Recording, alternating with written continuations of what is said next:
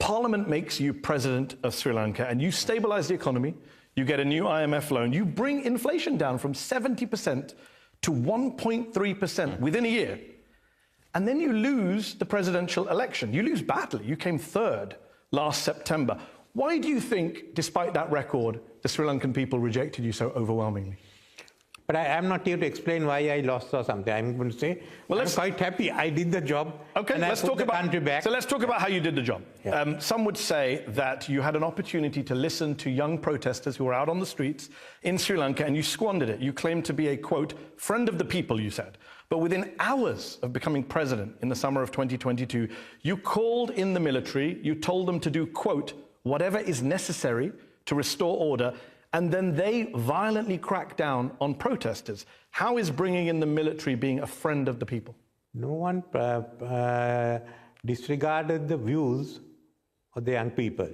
You had to restore order. What will you do if the parliament is being taken over by a mob here? If a mob walks into the parliament, is that democracy or not? I mean, Amnesty International say that outside of your office, 944 tear gas grenades were used by police against protesters. Look, 30 people were injured, one protester was reported dead. Amnesty International is discredited in our part of the world. The European Union says there was unnecessary violence against protesters in Sri Lanka, the unwarranted use of force against peaceful demonstrators. The European Union had funded some of the agencies and they called for my resignation. The same union thereafter praised me as the man who took Sri Lanka out of economic crisis. Look, that kind of undermines your argument. You like it when they praise you, but not when they criticize you. I don't like them when they play. You just quoted them praising you. I got another one for you. You made your answer. I got another one. You don't like the EU, you don't like Amnesty. UN human rights experts condemn the extensive, prolonged, repeated use of state emergency measures to crack down on peaceful protesters. I'm sorry, I like UN Office of the High Commissioner for Human Rights. Look, I like the EU. You don't like the UN? I did not talk about the UN. Well, I quoted the UN to you. You're still talking about the EU. We moved on from the EU. Okay. Look, Betty, you finish everything you want to say about the UN, the League of Nations, the British Commonwealth, and then tell me after that I will answer. Okay. I have been in politics before you were born. I know. I think I said that. I mean, you don't like the EU, you don't like the UN, you don't like Amnesty. So let me ask you about. Am I allowed to ask a question? No, I wanted to correct one thing. I didn't say I don't like the EU. Okay. But we have now come to a stage in the world. Okay. We cannot spend all night discussing your views of the EU. Okay. Let me ask you about. You made it clear. You reject all of these groups. If you don't want me, I'm prepared to leave. If I'm not dancing to your tune, I can leave. Maybe. Okay. Well, we appreciate you flying here for this, even though you want to leave in the first 5 minutes. But let me ask you this: when you became president in 2022, the mantra at the time was "Go to go home," which was Gotabaya Rajapaksa, the president. His shoes, you filled them, he fled in July. You've always maintained publicly that you oppose the Rajapaksas, the family that have dominated Sri Lankan politics for 20 years, but your nickname for a lot of people online, as you know, is Ranil Rajapaksa. You've been Prime Minister or President on and off for over 30 years. What have you done to hold the Rajapaksas responsible for their alleged corruption and many other crimes? Why do you say you're opposed to them when you're clearly not? Mr. Gotabaya Rajapaksa prosecuted, was released by court.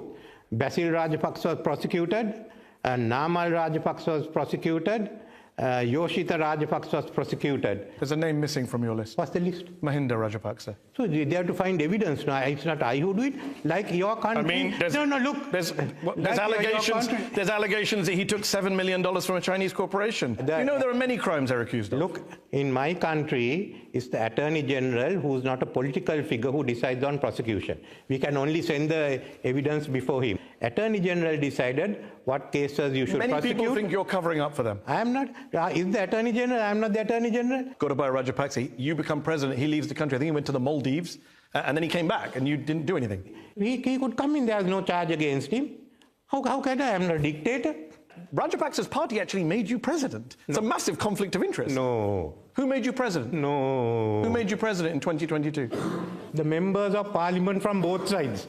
Let's talk about one of the key moments in your political career. April 21st, 2019, Sri Lanka is hit with a series of brutal suicide attacks on Easter Sunday, killing more than 260 people. I wonder, what about your personal responsibility as Prime Minister of Sri Lanka? Have you considered a personal apology? Do you want to offer one here tonight?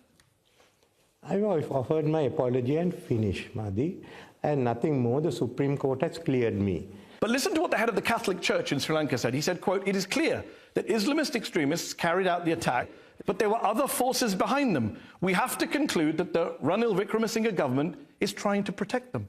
I am dealing with what is called the Catholic Bishops' Conference. All this have been given to them. They have not made any other comment. They're all against the entire Catholic Church is saying you failed them. No, this is what the Cardinal has said in regard to this inquiry, not anything else. Yes, the head of the Conference of Bishops. Who? Bishop Harold Anthony Pereira. Yes, so? He says he wants an independent inquiry, and he supports Cardinal Malcolm Ranjit, the head of the church, who says that you did not take requests seriously for an independent investigation, and what you commissioned... I know that. We know the politics of the Catholic Church. The politics of the Catholic Church. They lost hundreds of people in suicide attacks, and you're obsessed with it. We know that. It's a question. Is everything a game to you? Sorry, you're going off your head at this rate. I appointed a committee which no one... And quote, the committee was not worth the paper it was written on. That's the head of the Catholic Church of your country. You know, all nonsense he's talking of. The head of the Catholic Church is talking nonsense. Yes.